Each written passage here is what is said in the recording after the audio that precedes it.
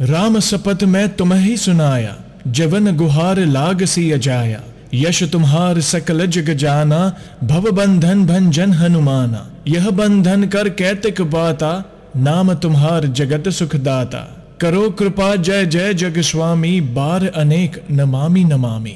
जय श्री राम। दोस्तों कैसे हो आप? हमारी चैनल में आप सभी का स्वागत है। मैं हूं आपका दोस्त जयेश वाघेला, फाउंडर ऑफ धार्मिकस्टोरी.com एंड सीक्रेट मिस्ट्रीज। दोस्तों मुझे आपके कई सवाल आते हैं ईमेल, कमेंट्स और इंस्टाग्राम के माध्यम से, लेकिन बहुत ज्यादा मैसेजेस होने के कारण मैं हर सब्सक्राइबर को रिप्लाई नहीं दे पाता, जिसके लिए मैं आप सभी से क्षमा मांगता हूं। लेकिन उन सवालों में से 5 सबसे ज्यादा पूछे जाने वाले सवालों के जवाब मैं आज इन 5 बातों के माध्यम से आप सभी को देना चाहता हूं। तो ध्यान से इस वीडियो को आखिर तक देखिए और समझिए। सबसे पहली बात, संकल्प पूरा ना करना। दोस्तों ज्यादातर लोग अपने संकट समय में प्रभु के सामने संकल्प लेते हैं, पर उनमें से कई ऐसे लोग भी होते हैं जो अपना संकल्प पूरा नहीं कर पाते हैं।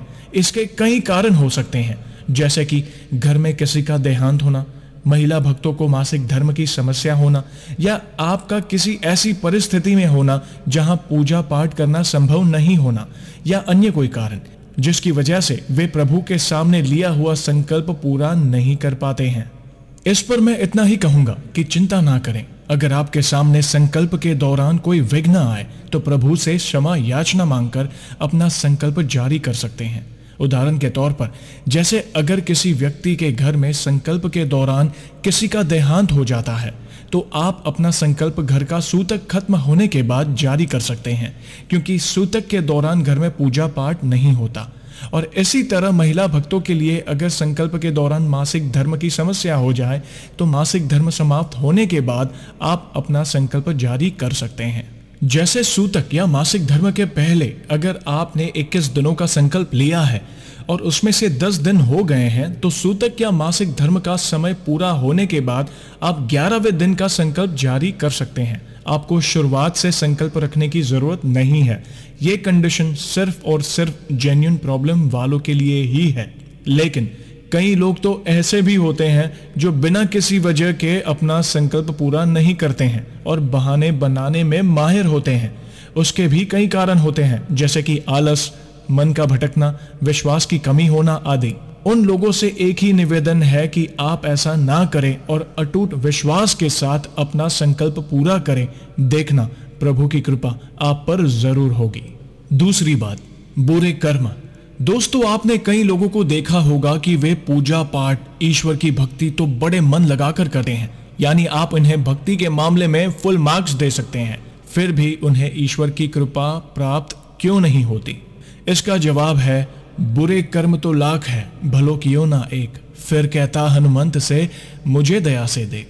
बुरे कर्म करने वालों पर ईश्वर की कृपा नहीं होती।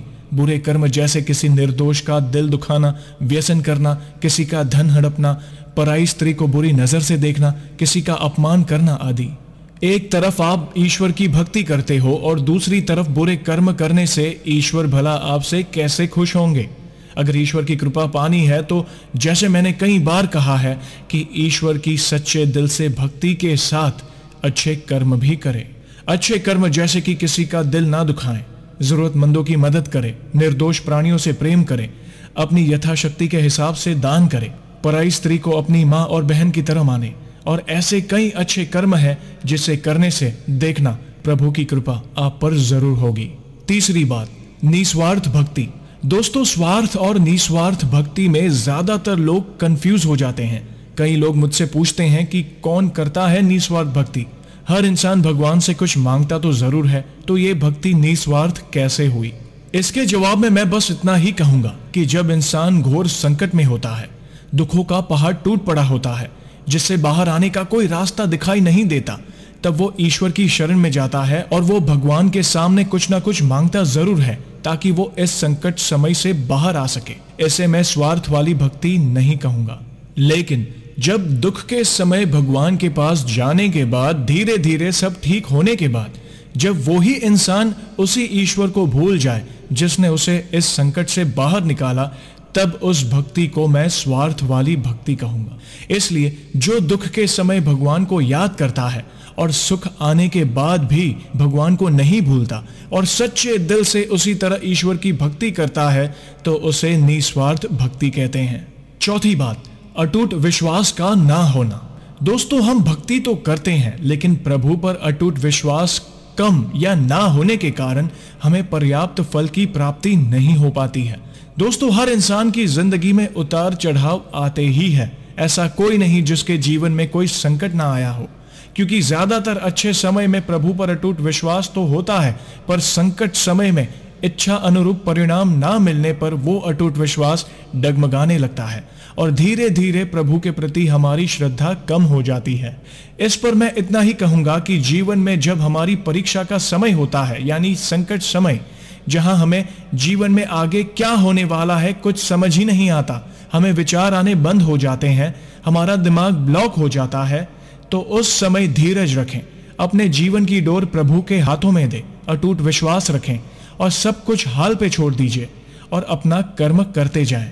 देखना, प्रभु की कृपा आप पर जरूर होगी और धीरे धीरे सब ठीक होने लगेगा और प्रभु के प्रति आपका विश्वास और दृढ़ होता जाएगा। आखिरी और सबसे महत्वपूर्ण बात, ब्रह्मचर्य का पालन। मैंने इस पॉइंट को ज्यादा महत्व इसलिए कहा क्योंकि ज्यादातर लोग इसी में ही चूक जाते हैं। इसका यह मतलब नहीं कि शादीशुदा लोग हनुमान जी की भक्ति नहीं कर सकते। हनुमान जी की भक्ति तो इस ब्रह्मांड का हर जीव कर सकता है, पर हमें कुछ नियमों का पालन करना जरूरी है और नियम पुरुष व महिला भक्त दोनों के लिए होते हैं। खास करके जब आप संकल्प, व्रत, उपवास या प्रभु के लिए कोई और तप कर रहे हो, तब ध्यान रखें कि आप ब्रह्मचर्य का पालन जरूर करें।